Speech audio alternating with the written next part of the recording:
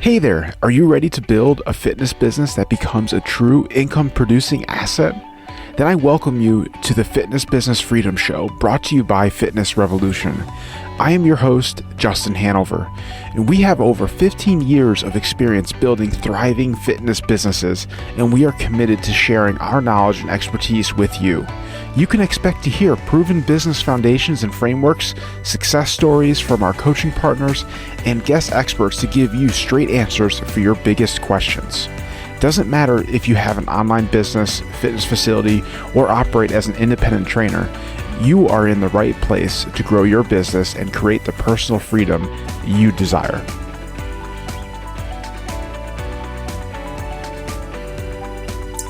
Welcome to another episode of the Fitness Business Freedom Show.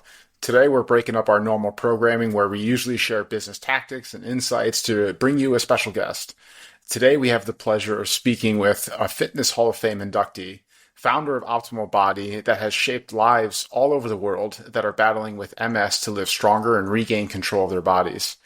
And it doesn't stop there. He has been featured in all the top news publications, recognized as a top 100 health professional, leading to being presented with numerous prestigious awards in the health and fitness space. And that's just the tip of the iceberg. So without further ado, let's welcome David Lyons to the show. Hey, Justin, thanks for having me. It's a pleasure.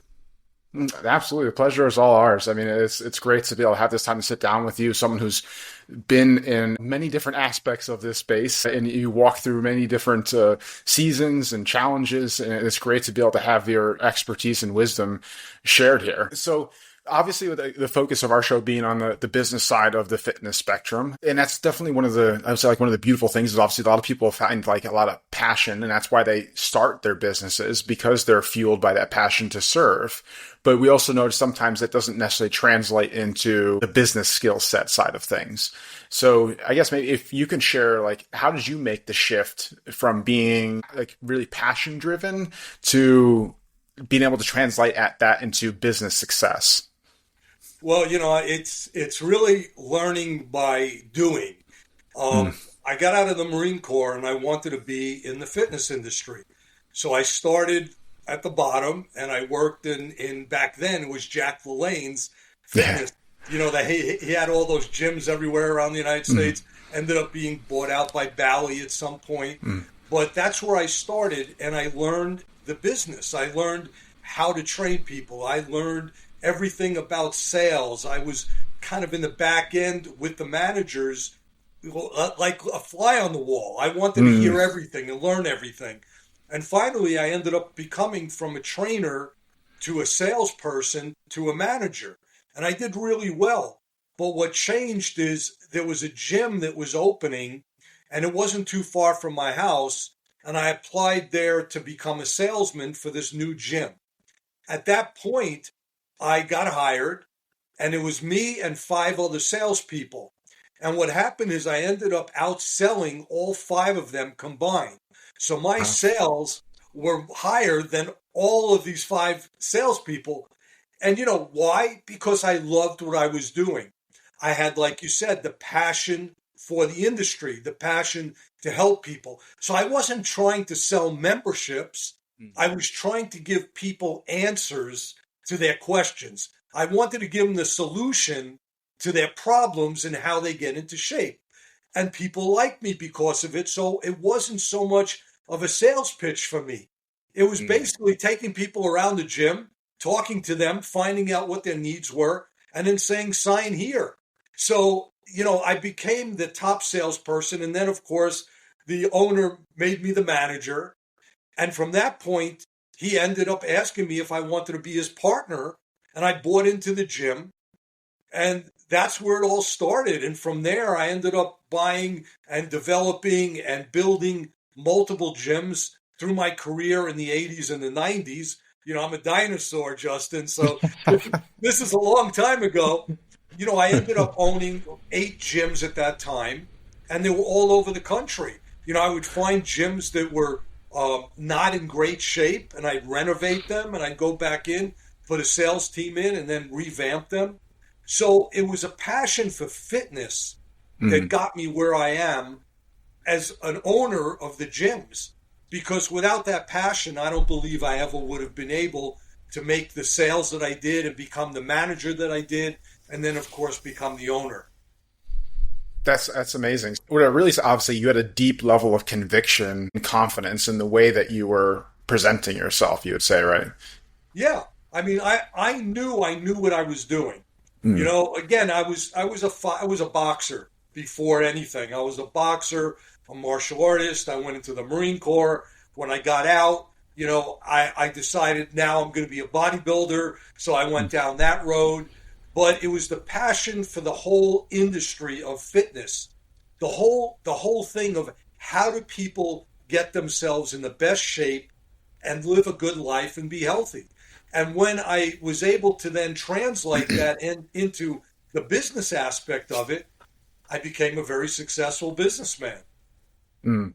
Yeah, no, I definitely, I completely understand that. And I think that's a lot of like fitness business owners can get stuck with forgetting that like that passion needs to be used there obviously to fuel what you do, and that's the authenticity of it. I mean, like that's like I always tell people, especially the independent gym owners, like we're not talking like the big Lobo gyms, things like that. The independent gym owners, where like you're not going to compete with the big time gyms in terms of obviously amenities and like things that they can offer. Where you win is in that personal experience and what you create for each person that walks through that door. Like to your degree of like you're talking about sales, like if you're just trying to like read off a script, like that's going to be felt right away. Like the people are going to know that like they're just talking to a robot here. Out of curiosity, what were those other trainers not doing that like where they weren't able to be successful with it? Well, I could tell you because I saw what they were doing and what they were not doing.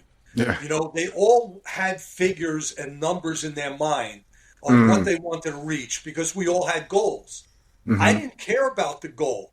So when the owner said, "This is your goal for the month," I never looked at that number. I didn't care. What I cared about is getting people in the gym and Mm. making sure that those people were going to be happy. The other salespeople were looking at the number and saying, how do I sell these people? So they Mm. approached it as a sale. And if you Hmm. approach it as a sale, your odds are going to go down way below what you want it to be. The most successful salespeople never really sound like salespeople. Hmm. You know, they sound like they're there to help you, and most of them are. So it's not like a fake kind of feeling where I'm trying to make believe I want to help you so that I could sell you. It's the true passion of wanting to help and then translating it into telling people, look, you need what I'm selling you here. It's not a Mm. matter of me trying to convince you. It's a matter of you need it, sign here, become a member of the gym, and you'll see results. If you leave and you go home, you know you're not going to come back, Mm. okay? Because that's how it works. You're going to give yourself all the excuses in the world, and you'll never come back. The other salespeople didn't think like that. They tried to overly pressure people. You know, they came up with all of their little schemes of how they're going to hit those numbers. But at the end of the day, it all blew up in their faces. And then I had to retrain them when I Yeah. took over the gym and then teach them how to do it right. Half of them I had to fire because they didn't want to do it that way, you know, even though they weren't successful. And, you know, one thing, Justin, it's not just passion that Mm. makes you a good salesperson or a good business person. It's understanding what you do with that passion. So Mm. you could have the greatest passion. You could be the most passionate person out there and still be a big failure in the gym business or any business. Hmm. So it's a balance between the passion that you have and the ability to translate that passion into bringing in income. Yes, yes, that definitely makes sense, and that's kind of yeah, it's absolutely what I was getting at with the fact that like, and we see it all the time, obviously with gym owners that we work with that constantly struggle. They go out of business after a few years. I mean, it's a very volatile like industry space. I mean, like there's a lot of turnover.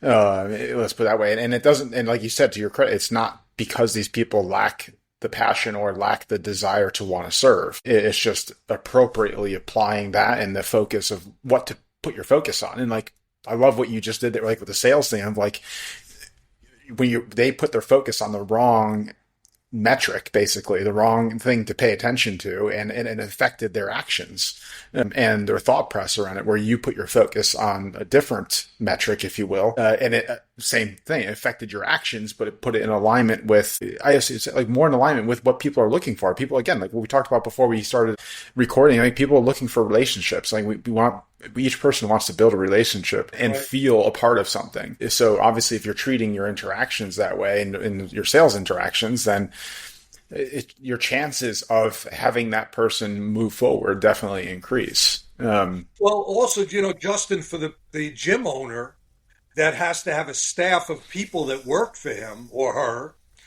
you have to make sure that those people not only have a passion to be in the fitness industry, but understand how to transfer that to somebody that they're trying to get to become a member or a client, if it's one-on-one training, whatever. They have to be able to convey their passion correctly. And the other thing that gym owners always have to make sure of is the motivation of their staff. I was successful at every gym that I opened or took over. And I also was a consultant for other gyms. I consulted for people that owned Gold's Gyms around the country, World Gym, Powerhouse Gym, all of those for many years. And the thing that really got me is the one time that I relied on my staff alone to run my gym, that gym failed. You cannot rely on those people just to do the work. You've got to be there and be the motivator and be the supervisor of your own business. So can we push into that a little bit more? Like, so when you said like relying on your team to do everything, like, so that you weren't present in that gym at all. Yeah, the gym that I had that actually failed, and I always talk about failures as well as successes. People that say that they're a success and want you to believe they never failed at something, that's not true. Because you actually fail more times than you succeed. And it's the successes that, if you do them correctly, make you the money that you need. I was pretty blessed because my success rate in the gym business was very high. But the one time that I just was not present, I was dealing with my own multiple sclerosis at the time. I was having some relapses. I couldn't get to the gym. I couldn't supervise what was going on. And the trainers were stealing money. They were doing, it was terrible. They were taking money from clients for one-on-one training, put it in their pocket, not putting it through the gym, doing things that were just not good at all for a successful gym. And despite that, we were still making money. But I got to the point where I said, you know what? It's too much stress to let these people run this gym, that I shut it down. And it was the worst thing for me because I hated to have that failure of this gym. But it all boils down to, if you're not going to be hands-on in the gym business, you're going to run into problems. Yeah, no, I definitely agree with that. So with each location that you took on, then, which so you basically got it to a point where you were able to, like, say, like bring on like a GM, and they were able to run it to then allow you to then open up another location, correct? Yes, but see, back then in the 80s and 90s, I did not have MS. And I was able to go from gym to gym, and I would spend, several weeks at one gym, and then I would fly to another gym. I had gyms in New York, in New Jersey, in Pennsylvania, in Kansas, in Florida. So I had them in all these different places. So I was living out of a suitcase pretty much.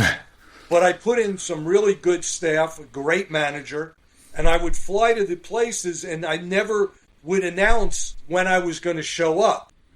So they were always ready to do the job, I didn't want to make them, say, oh, he's going to be here next month at this time, so, we could kind of cruise until he gets here.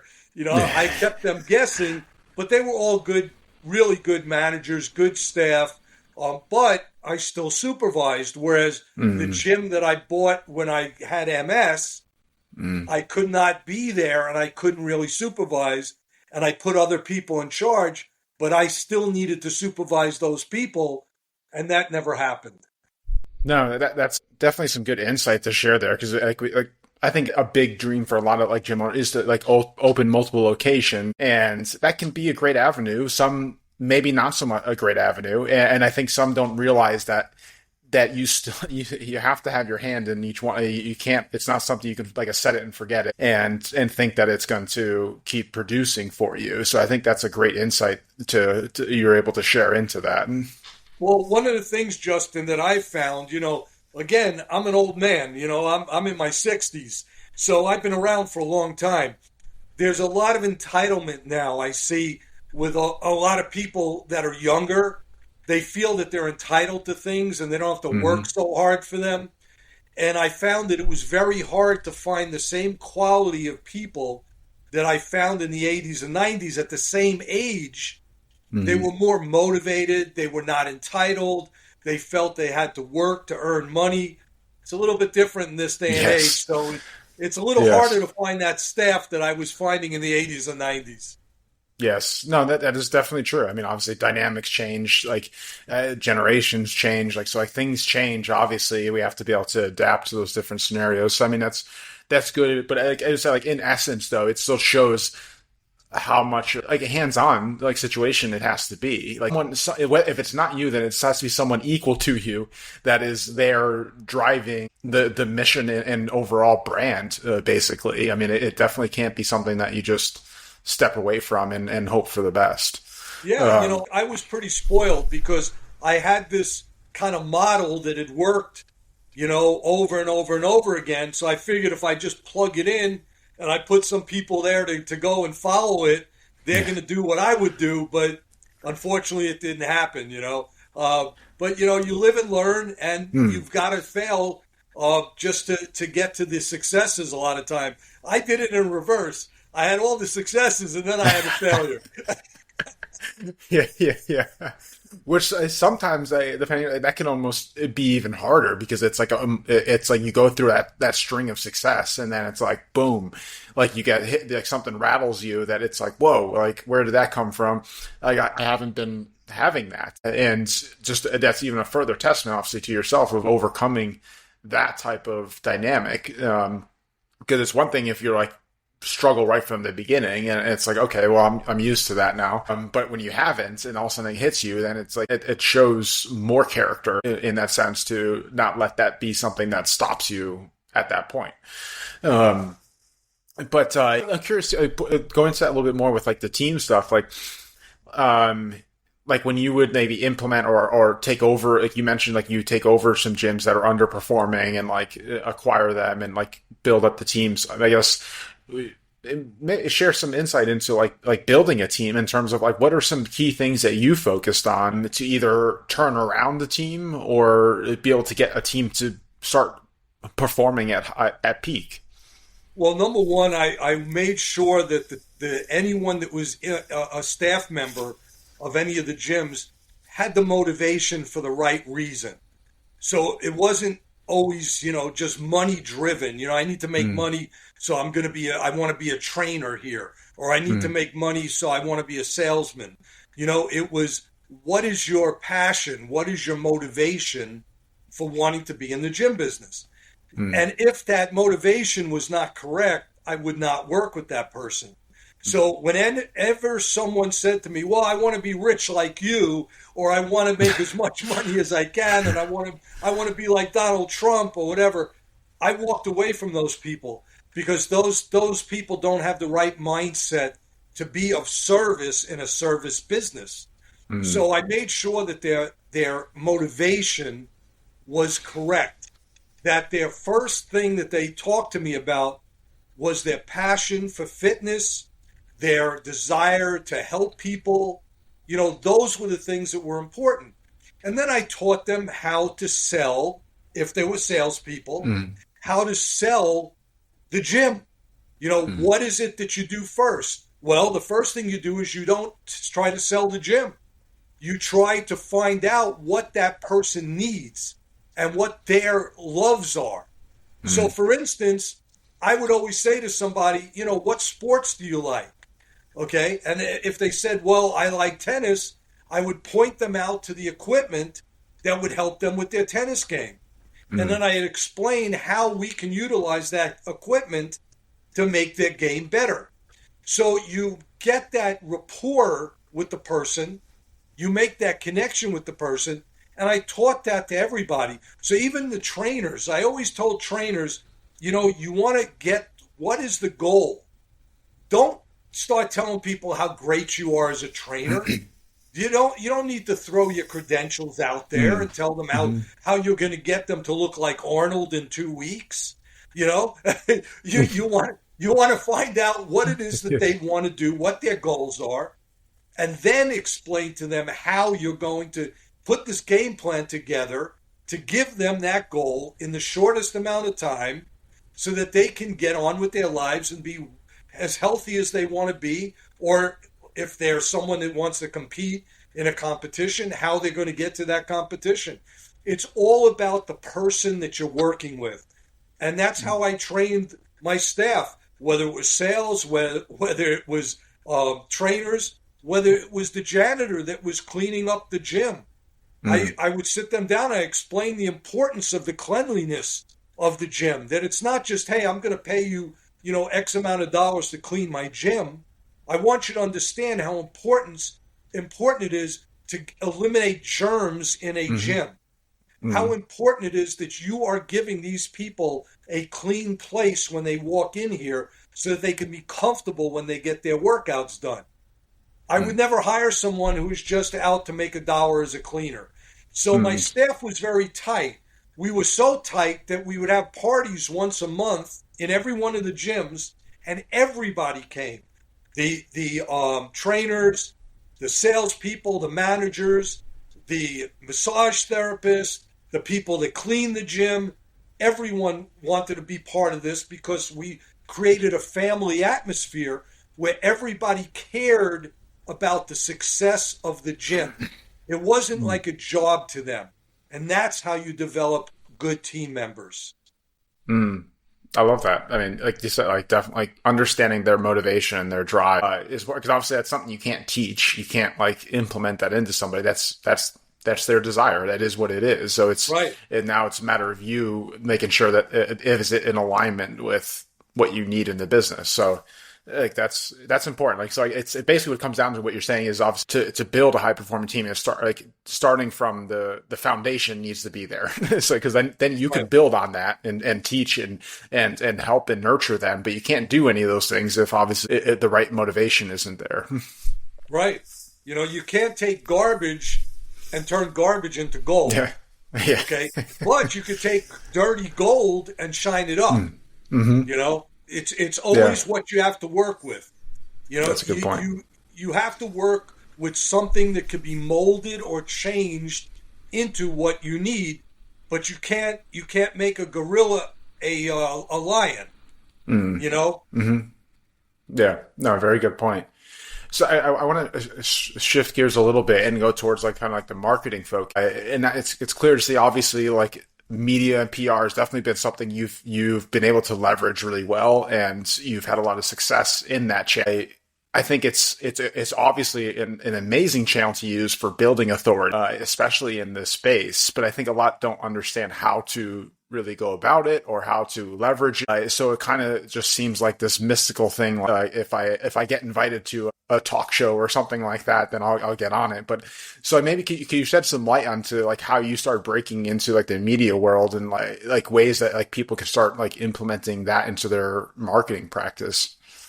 Well, in my original career as a gym owner, I really wasn't involved much in the media world because it was a different era.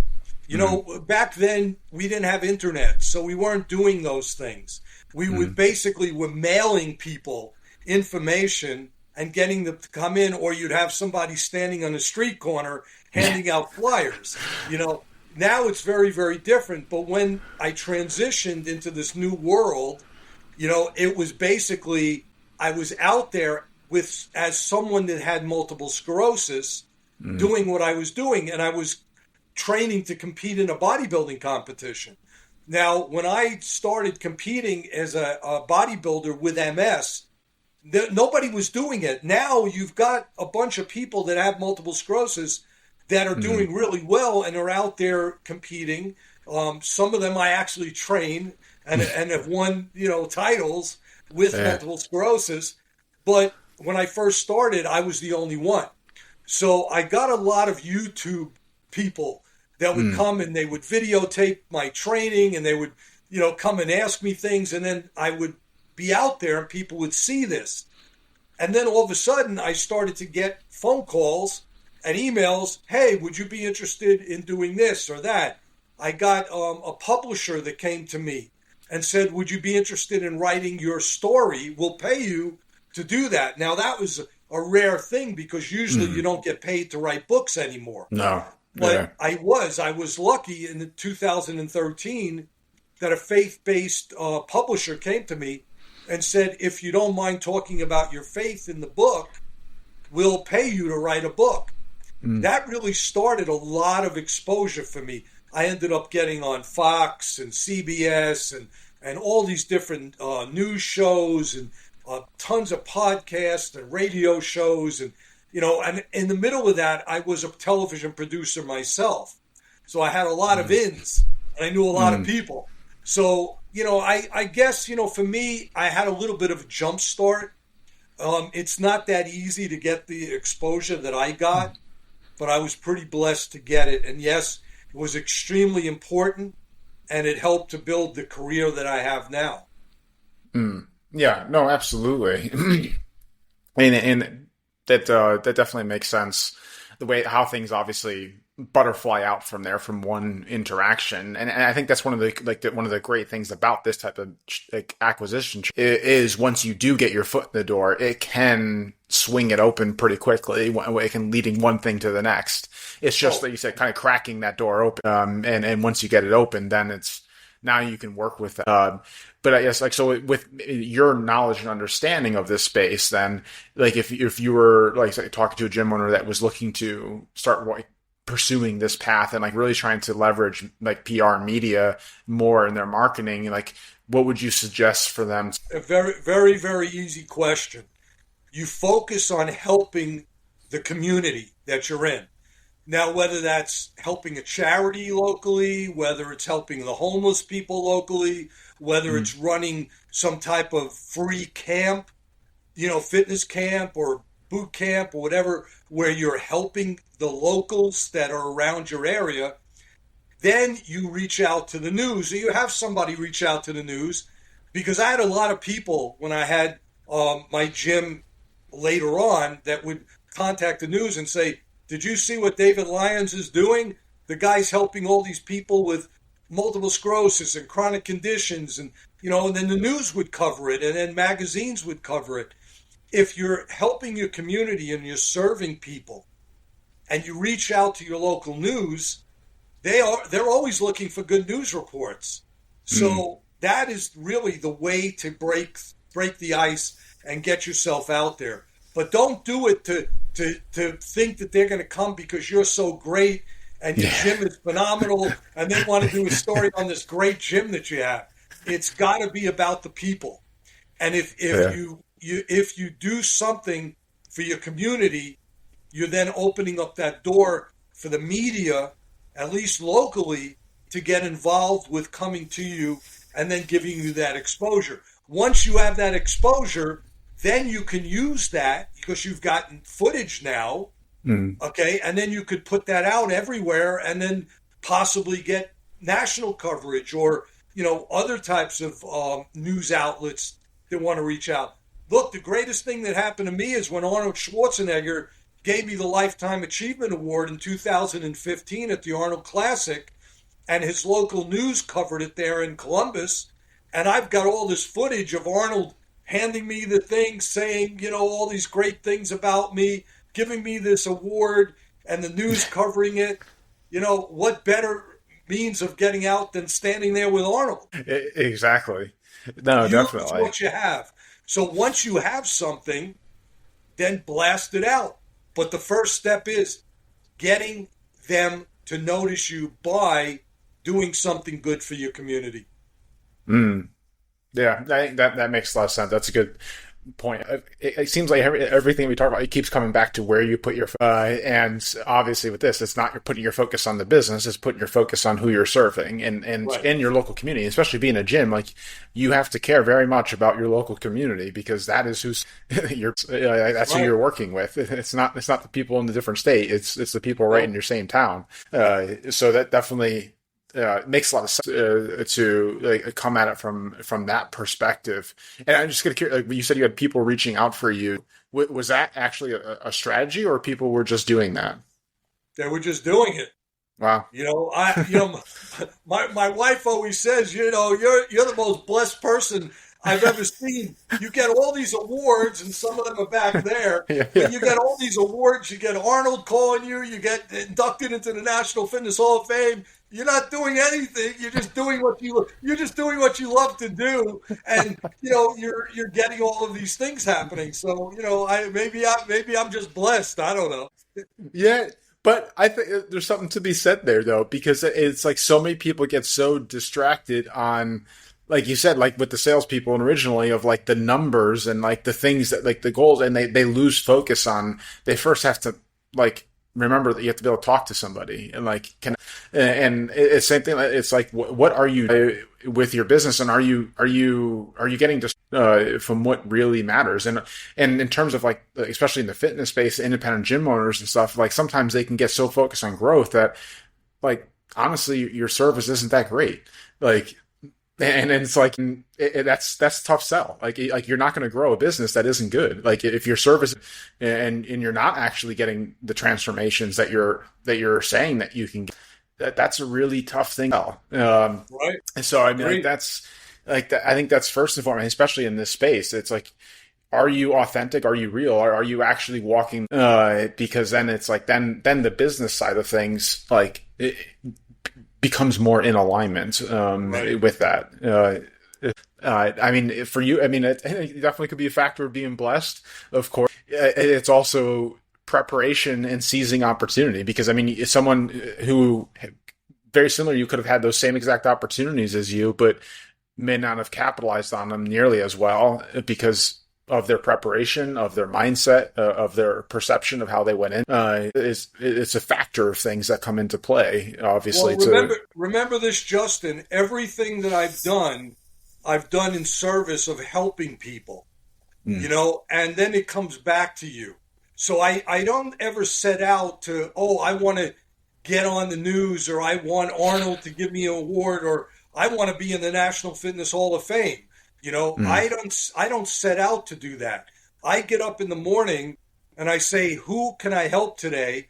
And I look at the list of the people that I'm working with, and mm, I give everything I have to those people, and I reach out to more people and figure out how I could help more people.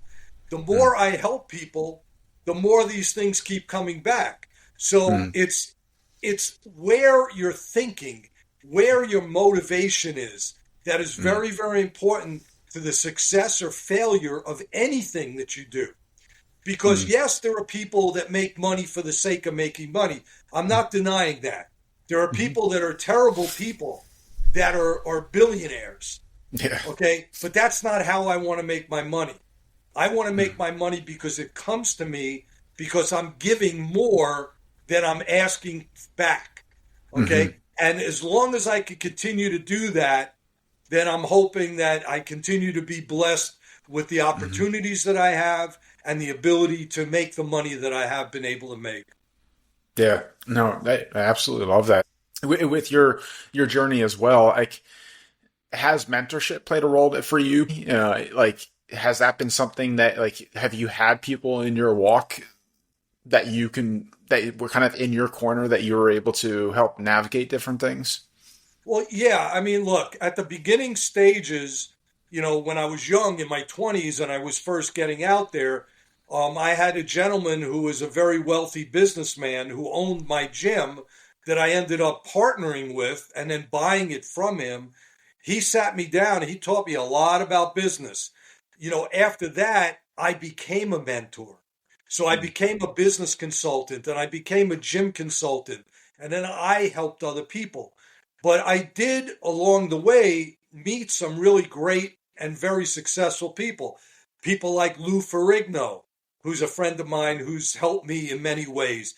People like Tony Little, who's, the guy that you see on Home Shopper selling the Gazelle. He was actually a member of one of my gyms in Florida when he was Mr. Florida, and we became friends. And he became very, very successful in business, as we all know.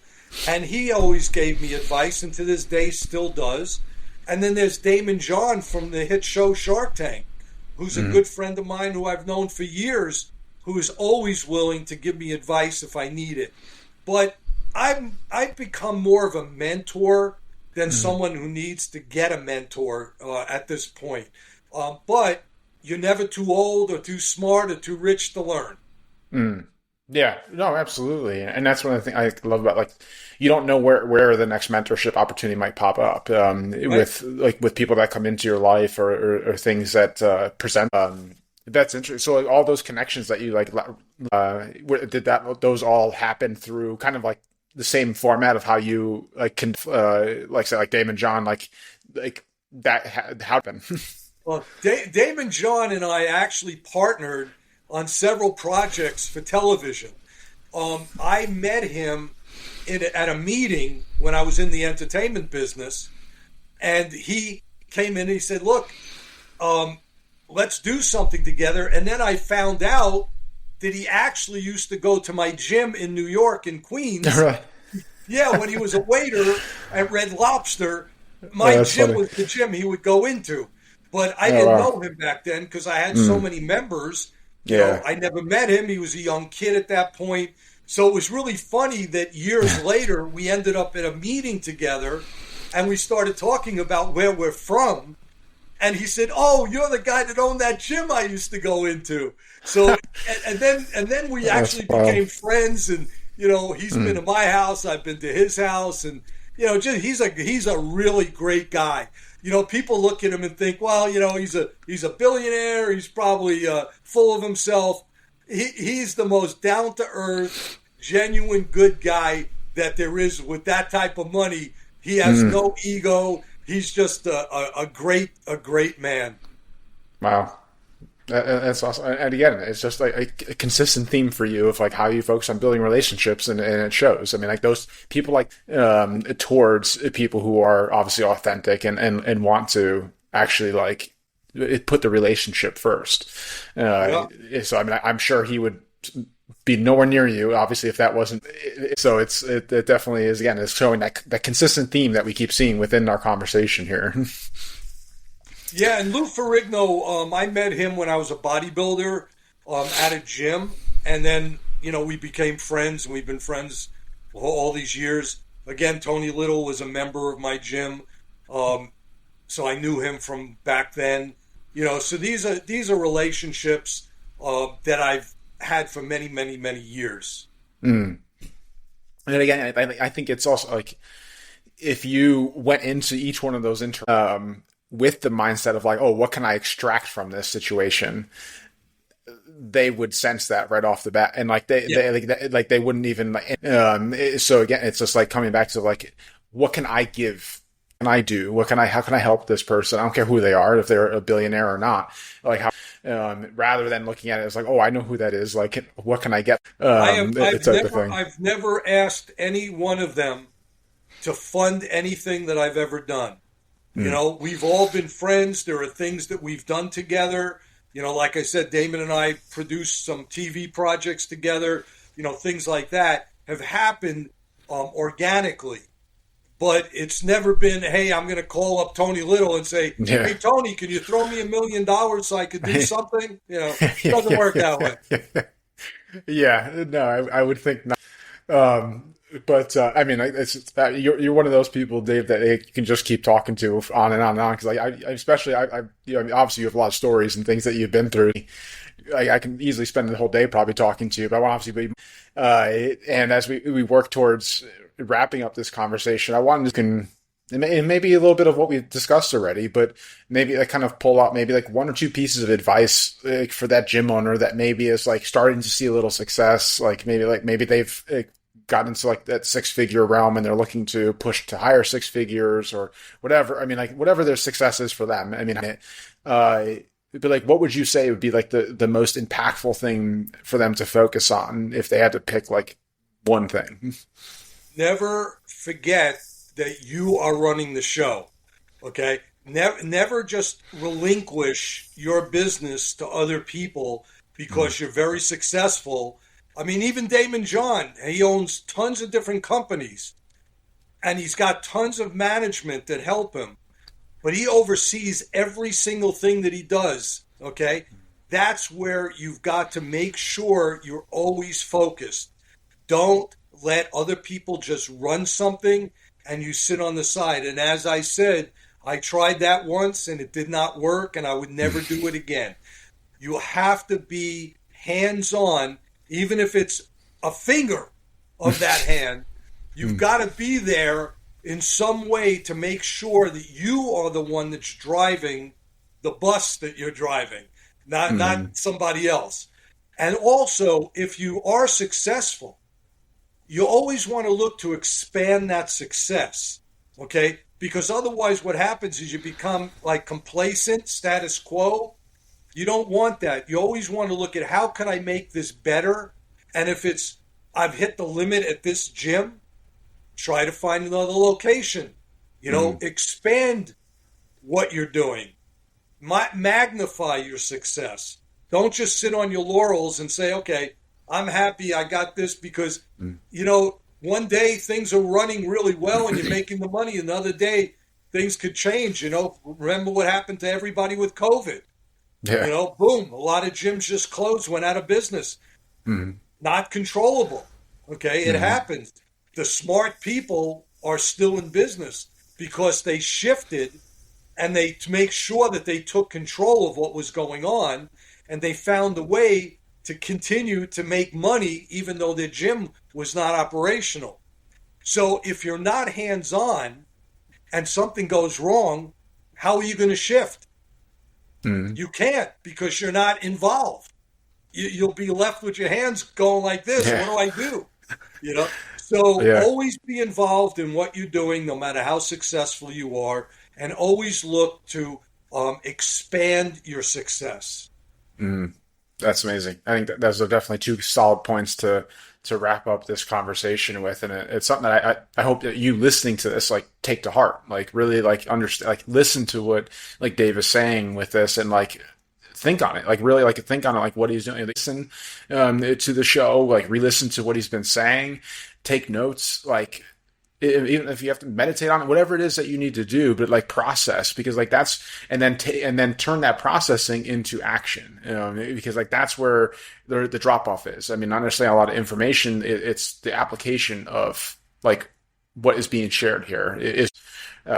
So on that note, I think thank you so much again for your time, David. It's been an absolute pleasure, obviously, speaking with you and speaking with a living legend in the fitness space, and obviously the huge you've had on the fitness community, and obviously, of course, all the clients that you've impacted over the years. Well, one of the things that I have done is I've shifted into a lot of online work. Okay, now that I don't have any brick and mortar, I'm doing a lot of online. One of the things that anybody could check out, one of my newest projects is called OptimalBodyFitness.com. So OptimalBodyFitness.com is a program that we're doing with DNA testing, with medical supervision and training and nutrition. So it's a very comprehensive fitness package. And that's something, anybody that's watching the show wants to talk to me about how I've shifted from the gyms to online, reach out. I'm more than happy to discuss it. But my online businesses are very, very successful. I have one that targets strictly people with multiple sclerosis. I have another one that targets anti-aging and chronic conditions.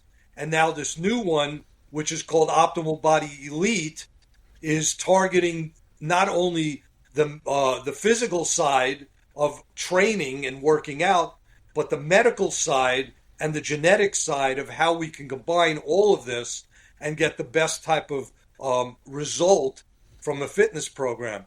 But it's something to take a look at. It's pretty interesting. Absolutely. We'll be sure to include all those links in our show notes as well. So And then, so if someone did want to connect with you and kind of ask questions around the online world and everything, or what I ask about, what would be the best avenue for them to connect with you? The best thing to do is to reach out to me personally at my email, which is still an entertainment email address. It's execproducer1958@gmail.com. And I'm on that all day long. So those I will see constantly. So if anyone has a question or wants to talk to me, execproducer1958@gmail. Okay, excellent. Are you okay if we share that as well? Yeah, absolutely. Sure. Okay, great. So we'll put that in the show notes too, so you guys can test that and be able to connect with Dave. And I do hope that you do. I mean, that is kind of the whole point of these. That's opening up doors. You don't know what one question can lead to. So take that opportunity and as we've been sharing in this episode, focus on bishops first. And on that note, that's a wrap to this episode of the Fitness Business Freedom Show. Thank you so much for listening to today's episode on the Fitness Business Freedom Show. On behalf of Fitness Revolution and myself, we are thrilled you are looking for ways and resources to move your business forward, and we are honored to be that source for you. If you would like to receive more business building support from us, be sure to head over to the show notes and join our subscriber list and stay on top of all the industry insights that matter most to you. Now, before I close out today's show, if you found this episode beneficial in any way, I just ask you to leave us a simple review to help other gym owners find us and discover this show. Thank you so much, and I will see you on the next episode of the Fitness Business Freedom Show.